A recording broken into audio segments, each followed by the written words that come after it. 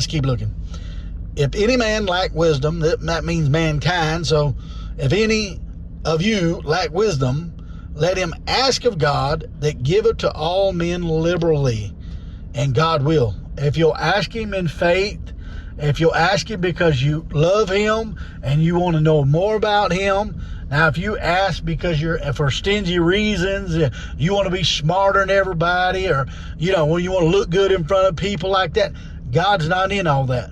But if we approach God with a humble heart and we want to know more about him so we can help precious souls in a better way, you know what I mean? We ask in faith, nothing wavering, right there. For he that wavereth is like a wave of the sea, driven with the wind and tossed.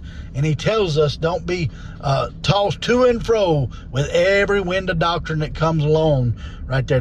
You're unstable in all your ways, the Bible talks about. So let's read verse 7. For let not that man think that he shall receive anything of the Lord. You see that right there? First of all, you got to be a Christian, and then you got to ask in faith for understanding and more of him, and you know what I mean? You got to ask in faith, not for selfish reasons, just like I said, and God will grant it to us. We ain't got to be the smartest one and things like that. I mean, all of us are big dummies anyway. At our very best state, we're altogether vanity. Just ask in faith, and because we want to know more about him, because we want to help precious souls in a better way, and we're being honest with God.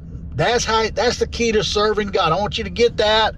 If you don't get anything else, the key to serving God is being honest with yourself, being honest with God, being honest before men, right there, not trying to hide anything.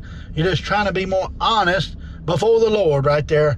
And that's when God will begin to help you grow, give you wisdom, give you strength, give you grace, give you strength to deal with problems and things like that.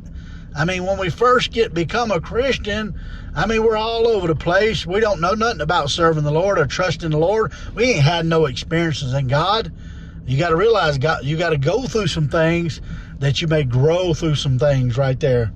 He says in verse 8, a double-minded man is unstable in all his ways.